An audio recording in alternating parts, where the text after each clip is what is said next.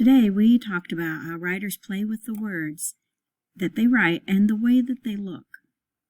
For example, in the book Best Foot Forward, the name of each animal is big and in a different color.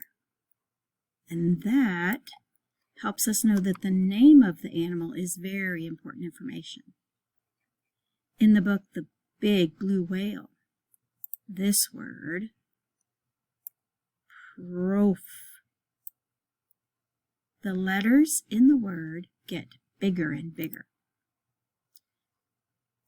And that helps us know what the sound is like. It starts quiet and it gets louder.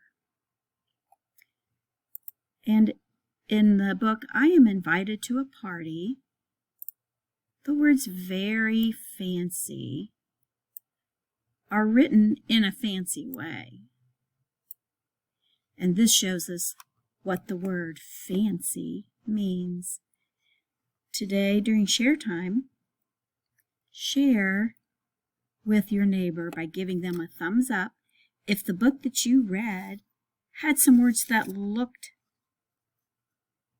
different because the author played with them and made them look different.